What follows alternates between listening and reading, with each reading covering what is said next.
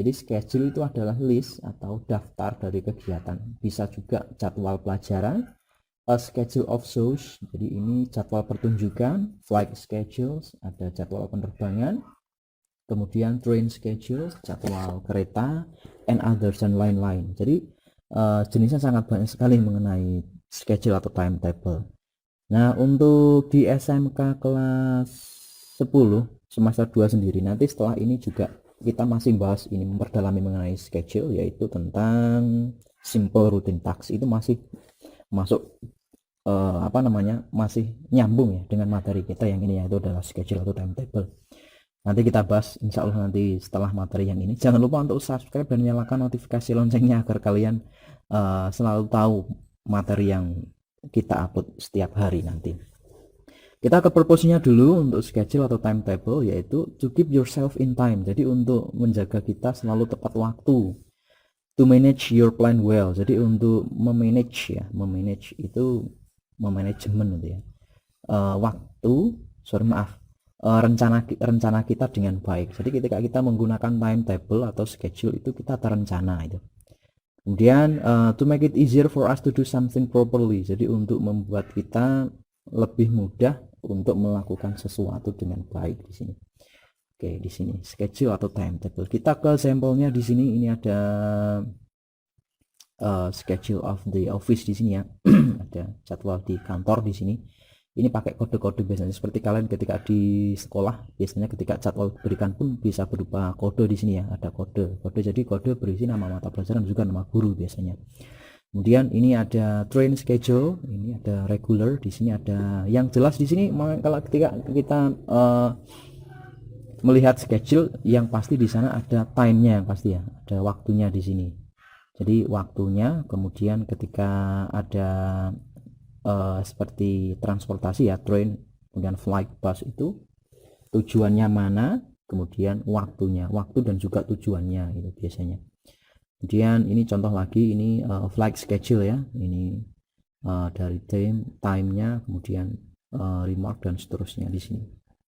Nah ini, jadi ketika kita melihat schedule atau jadwal, ketika kita membuat transportasi tadi ya, waktu, kemudian tujuan atau tujuan penerbangan atau tujuan arahnya itu maksudnya. Kemudian ketika kita menjadwalkan diri kita sehari-hari gitu ya, itu yang pasti juga ada waktunya ya, waktu dan juga list of activity-nya, waktu dan juga kegiatannya apa itu di sana. Oke, kita lanjut untuk materi berikutnya mengenai sign atau simbol di sini. Ini saya yakin kalian udah banyak yang tahu di sini sign atau simbol. Jadi sign atau simbol are instructions or prohibitions that are around us. Usually these signs are traffic signs. Jadi sign atau simbol ini biasanya berupa instruksi atau perintah atau prohibitions, larangan, that are around us, yang berada di sekitar kita. Usually these signs are traffic signs. Biasanya yang paling sering kita jumpai adalah traffic signs. Traffic signs itu artinya adalah rambu-rambu lalu lintas di sini ya. Jadi purpose atau tujuannya to instruct, untuk menginstruksikan, or prohibit atau melarang something with picture, sesuatu dengan gambar. Jadi sign atau simbol sendiri ini adalah berupa gambar, yang mana gambarnya itu memiliki arti ya, atau memiliki makna. Nah, arti atau maknanya sendiri itu kita bagi-bagi di sini ya. Ada kinds di sini, ada warning atau peringatan, kemudian mandatory itu saran, kemudian prohibitory itu adalah larangan, kemudian information atau direction di sini ya. Nah, coba kita discuss satu-satu mengenai kansnya di sini, yaitu mengenai ini, warning, mandatory, kemudian prohibitory, and then information or direction. Ini yang pertama adalah warning atau peringatan ya. Jadi warning atau peringatan ketika kita melihat pasti itu background gambarnya berwarna kuning, itu sudah pasti ya. Ini contohnya di sini ada nih, warning for traffic bump di sini. Kemudian bawahnya ada warning for side road on the right, warning for side roads on the left and right. Jadi ini ada peringatan ketika ada pertigaan, peringatan ada perempatan, ini peringatan ada jalan yang naik turun atau polisi tidur ini ya. Kemudian ini warning for heavy crosswind, ini peringatan ketika ada melewati daerah yang sering terjadi angin kencang. Warning for curve to the left, ini jadi ini juga peringatan untuk belokan ke kiri atau tikungan istilahnya. Oke, kemudian yang kedua adalah mandatory atau perintah di sini ya. Perintah mandatory. Ya, ini untuk mandatory atau perintah itu warnanya pasti dia berwarna biru gitu ya. Nah, sudah pasti. Ini contohnya di sini ada turn left, turn right ya. Kemudian ini ada keep left or right. Ini pilih salah satu. Kemudian turn right or continue straight on ini ya. Ini ada pertigaan disuruh lurus atau belok kanan. Kemudian ini roundabout, ini putaran. Kemudian continue straight on, ini adalah jalan lurus di sini. Nah, ini semuanya ini bisa kita lihat ini berupa traffic signs atau rambu-rambu lalu lintas yang ada di sekitar kita, banyak kita ketemu. Kemudian ada prohibition atau larangan.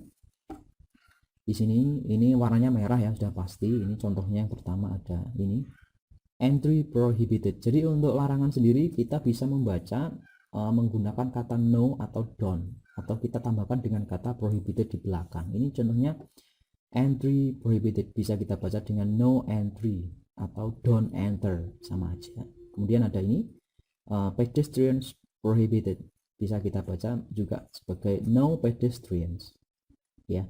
Kemudian ada ini motorcycles prohibited, bisa kita baca dengan no motorcycles atau motorcycles is not allowed, terserah ya. Yang pasti intinya sepeda motor nggak boleh masuk. Ini motorcycles and cars prohibited, ini cyclists prohibited, dan seterusnya. Jadi bisa kita baca dengan no depannya, kita baca dengan don't, kemudian bisa diakhiri juga dengan prohibited, atau bisa diakhiri dengan kata not allowed di sini. Oke, kita ke selanjutnya. Ini ada information atau direction atau arah, ini warnanya hijau. Ini biasanya ketika kita melihat di